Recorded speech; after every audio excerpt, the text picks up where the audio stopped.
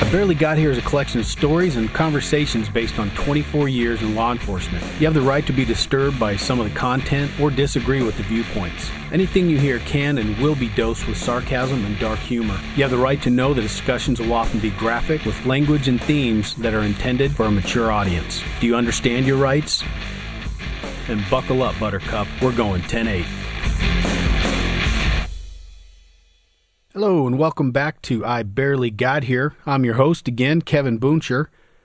This is episode 2, You'll Never Unsee That. It was late afternoon and I was sitting in my office pushing paperwork around. I was a project sergeant at the time within our Special Investigations Bureau, and much of our bureau's duties involved undercover operations and surveillance with plain vehicles and plain clothes. In addition, we were based out of an unmarked, nondescript building in a commercial business complex that wasn't attached to any police station or substation. I get a call from a police commander who tells me there's an incident involving a suspect who's threatening to kill a girl. So I start to ask the relevant questions to see what we're dealing with. Is it a hostage situation? Are they mobile or stationary? What city is it in? What's the structure we're dealing with? Other questions to help me figure out what resources and people I'll need to spool up to get things taken care of. Well, he says it's a little more complicated than that. He gives me a little more of the story, but I tell him, hey, I'll need to at least start rounding up a few of my guys, shake them loose from what they're doing, and get them started to a meet location. So we decide that everybody will just go to the substation on the north side of town, and then I'll meet with the commander and the detectives to get the story.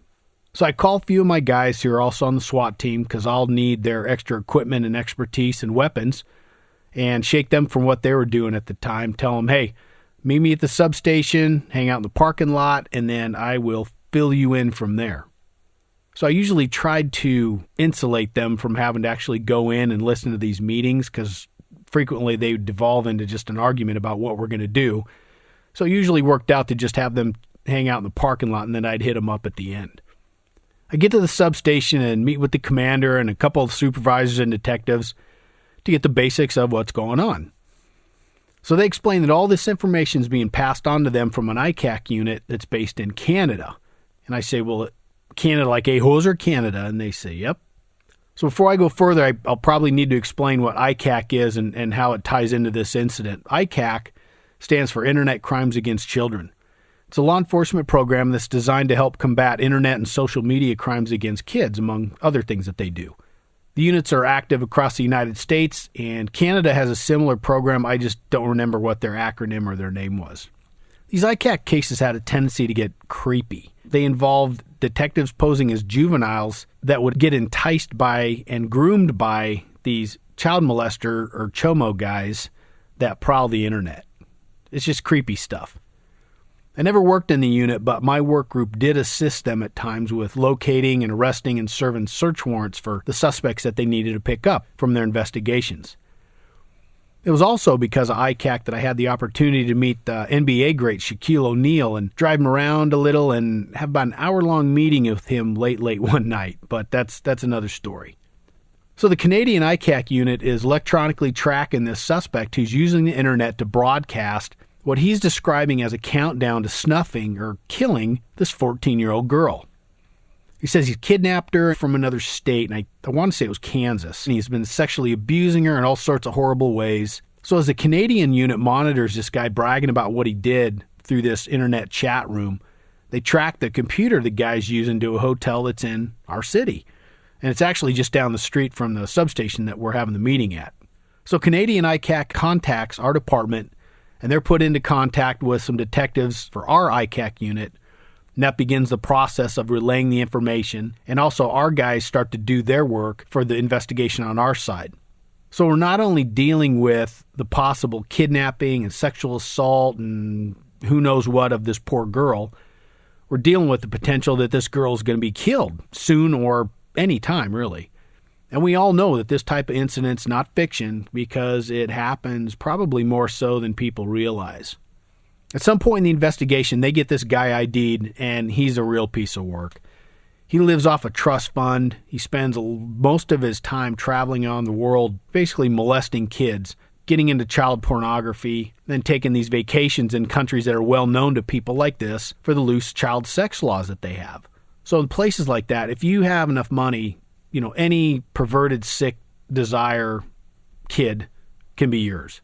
And it's also another piece of information that further strengthens our belief that, this guy could very well be legitimate and serious about his claims of having kidnapped, sexually assaulting, and soon to be murdering this poor girl. So after they tell me the story and all the related information they've collected up to this point, I look around and I ask the bottom line question. Based on your investigation up to this point, do you believe this man is holding the girl in his room and that he's going to kill her very soon? As far as I'm concerned, and based on my position and the responsibilities that I have, it's the most important question of the entire investigation. This is the fork in the road where we as a police department either continue to gather information, investigate, write some warrants for the room, the guy, evidence, etc., or there's something called exigent circumstances as it pertains to law enforcement. So exigency allows law enforcement to do things that we normally can't do by law. It's what would allow police to kick in someone's door and go inside a home at a domestic violence call if they're not answering the door but you hear someone screaming for help inside. It's what would allow a cop chasing a guy during a foot pursuit to follow him right through the front door into some strange house. So in this situation, if we as law enforcement believe that there's a little girl nearing a deadline that her kidnapper set to kill her and is bragging about, that's enough for us to suspend the normal rules and take immediate action by law. This incident is also a great example of something that occurs quite frequently within law enforcement, and that's the ability to act on information provided by another law officer or another law enforcement agency. So an officer can make an arrest based on what another officer told him or take action based on what another officer told him. He or she doesn't have to know all the details that led up to that point in the investigation. It happens all the time. An officer from another agency tells you that she has PC or probable cause to arrest suspect A for crime B. Hey, basically, if you run across them, pick them up for me and give me a call. So in our situation, I have to rely on the investigator's information and expertise to direct what I and my guys will do next. There really isn't time for me to rehash the entire investigation up to this point to develop my own opinion. And guys working in positions like mine, supervisor positions, are put in these positions quite a few times over the course of their career. And while there may be a couple here and there that are questionable, they're usually clear-cut on what needs to occur, what needs to happen. So as to my question in this case, commander, supervisors, detectives kind of look at each other and basically all at the same time give me the head nod and they say, yes, we believe there's enough information to believe that this guy is going to kill this girl that he's talking about. So that's all I need. Things shift quickly to planning my group's actions and taking operational control. The detectives will continue to work their case and collect any info they can, but the incident's now driven by the need to find this girl and keep her from getting killed, and to do this as quickly as possible. No time for writing search warrants. This stuff needs to happen right now. So as in many departments across the country, the position I'm in, I'm given a lot of latitude to plan what happens next, especially with things of this nature. We and men and women like us are the means to achieve that mission, and you'd kind of refer to us, we're kind of the hammer at that point. We're going to hammer, and we're going to get this thing done no matter what. When there's dirty or dangerous or difficult issues that have to be taken care of, that's our job. And the people that do that job, it's really your passion. These police departments and sheriff's offices invest a lot of money and a lot of time in people in the positions that I was in and guys and gals are still in today. And there's the expectation to perform and perform well, and it doesn't matter what's going on. So I walk out to the parking lot to my car, and I get the 3 guys that I'd called over to give me a hand with this thing. I give them the short, abbreviated version of the story. I only need to give them the pertinent details and the info that they need to know to perform their duties. I give assignments. We brief how the operation's planned, what the contingencies are, and you always attempt to have a plan for whatever happens, both before and after contact with the suspect. The planning's quick, because remember, we need to get going, but I always leave a couple seconds for some input from my people for a tweak or a better way to approach things. I've never cared much where a good idea comes from, and I've never worried about getting credit for that good idea or approach, but as a supervisor, whatever we end up doing will be my responsibility. So we break after confirming we all know what we're doing. Everybody goes to their cars to gear up and get the appropriate equipment and weapons that they'll need to get this taken care of. So this suspect had been tracked to a motel room on the first floor, ground level, so that was good. A detective from another work unit had established surveillance on the door to the room and hadn't seen anybody come or go since the incident began. Every indication was that the suspect was in the room and he had the girl in there with him. The plan was for me and my 3 guys to approach the room down the hallway. I'd have a door key or a pass card that we got from the office, and our first attempt at entry would be using that door key. We had no warrant. There'd be no knock and announce, as is lawful for the service of a normal search warrant. In our experience and our knowledge, we knew that once a suspect was made aware of an immediate and impending stop to his action, there's a likelihood that he could kill this girl. So I said, let's go to work. 4 of us crept up to the door and set up at different positions around the doorway depending on our individual jobs. We couldn't hear anything from inside the hotel room when we gave a pause, and it was just a small studio with a little bathroom in the back. So I kind of look at all the 3 others, make eye contact, and a little nod that, okay, I'm getting ready to try this pass card. And if that didn't work, then there was going to be an immediate and a violent alternative that initiated. I slid the pass card into the slot as carefully as I could and gave the handle a yank. So at this point, basically, the guy knows that something's going on. Somebody outside is trying to get in, and the clock starts. Door doesn't open. On hindsight, over the years, I've always thought that if I had pushed the handle down instead of lift it up, it might have opened, but it's all moot point now. So the no open with the cards immediately followed by a guy stepping up and giving a loud command of get away from the door, and then he starts shooting shotgun blasts into the locking mechanism with a shotgun that's loaded with what we call shock locks or breaching rounds. So a breaching round's made from a ceramic material and primarily fired out of a short-barreled 12-gauge shotgun that's been modified just for that exact purpose. They're designed to blow out the locking mechanism of a door in order to allow us to open it. This is one of a few different options that law enforcement has for forced entry, and it's pretty effective. In this situation, I decided to use it because we had metal door and metal door frame at this hotel, pretty stout, and it would definitely make a mechanical or a battering ram type of tool difficult and take way too much time. And then prior to using this method of breaching, the protocol is that you'll make at least one announcement to anyone who's inside to basically get back away from the door. So these ceramic rounds are designed to disintegrate as soon as they hit something, being the door lock mechanism, but in every case, there's always a piece of the mechanism, the door frame, round fragments, anything else can and will fly inside, and it could cause injury, so we want to tell people to step back away from the door. This form of breaching comes with another great advantage. It is terrifying if you're the one that's inside the room, especially if you're anywhere in proximity to the door, and it's just a great overwhelming distraction to keep that person from doing anything inside that we don't want them to. So boom, boom, boom, boom, boom. 5 rounds are fired in just seconds. Now we can hear somebody inside making a lot of commotion, but we're not hearing much else. We don't really have time to stop and listen at this point. Everything's been put in motion and the clock's ticking.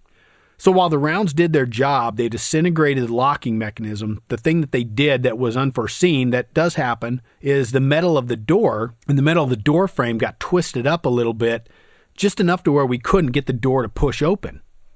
So in this situation, it's not something like from the movies or TV where you want to hit this thing with your shoulder or kick it like in the movies, because that's just not reliable, and often it ends up causing an injury to one of the officers.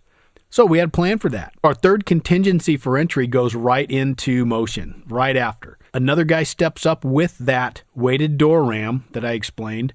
And that door ram it's basically like a 6-inch tube that's filled with concrete and has 2 flexible cable-type loops as the handles. And you pull this thing back and you swing it and smack the door in different positions depending on the door and the locking mechanism. And the thing does the job. And you can generate a tremendous amount of power and force with that ram.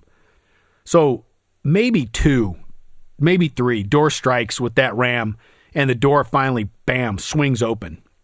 I think from the first attempt with the door card to us finally getting that door open probably was only about 8 or 9 seconds. But we weren't quite prepared for what we saw when we got the door open. The door opens, we all look inside, guns drawn, ready to react, do whatever we've got to do to save this girl, and we see a man. And he's a naked man. He's standing about 6 foot inside the room, and he's facing the door that we had just destroyed. He's a skinny white guy, and with the exception of hair on his head, He is completely devoid of any body hair anywhere. Creepy. The good thing is he's paralyzed with fear. He's got his hands in the air, and he's just shaken and scared to death. And it's funny because I always remember, because for a second we're all speechless, which is pretty rare for this group of guys. And then I tell my newest guy in the squad to move up and cuff him. And he got this assignment partly because he had been designated as our hands-free, which means essentially he doesn't have any long gun or ram or some of those things in his hands, but also because, quite frankly, nobody really wanted to touch this guy because he's a creeper and a chomo. And so, it's tag, new guy, you've got to go cuff this guy up. So while he's getting cuffed up, the other three of us quickly sweep this little room in a matter of seconds, and there's no girl. There's nobody else. So this entire thing was just a sick and twisted figment of this guy's imagination to entertain other child molester types. And it's great that we didn't find some poor abused or worse, a dead girl in there, but it's also frustrating because of all the resources and the time and effort that were brought to bear because of this moron. And things like this do happen. And luckily, most of the time, nothing's hurt other than the diversion of police resources and maybe a few bumps and bruises on people. But it's definitely something you still want to avoid. So as we're exiting the room and we get out of earshot of the suspect, one of my guys says to me, "You'll never unsee that one, boss." And we laughed, and I haven't. So my group cleared the scene and went back to whatever they were doing, and I went back to whatever I was doing before. And later on, we found out that while the whole kidnap and snuff story was completely fabricated, he was found to have just a massive amount of child porn on his computer. Just the really nasty, sick stuff that an ordinary person would even have a hard time believing exists. And possessions of videos like this comes with some pretty stiff, heavy mandatory sentencing. And he had enough on there to get sentenced to prison for his life. And essentially he was. So the only other involvement I had with this case was during his trial. So unlike many other situations, a guy like this is not going to get any good plea offers or negotiations. And he was slightly off, obviously, which matches perfectly with his obsession with child porn and child sex and all these things. And I get a subpoena for his trial, which isn't a big deal. Things rarely go to trial, but it is a little odd because as a supervisor, you hardly ever get subpoenas. It's your people that get the subpoenas because they do the investigations and they write the reports. Well, as the trial date gets closer, I realize that I might end up having to go. So part of that is you have to get a copy of the report. And whenever you go to trial, or even if you have to go to city court for a citation or a ticket that you wrote, you have to get a copy of that to review the incident. And we train that you never want to rely on your memory, no matter how crazy or nasty or scary an incident was. You always get that report, you always review, and make sure that you're prepared for your testimony.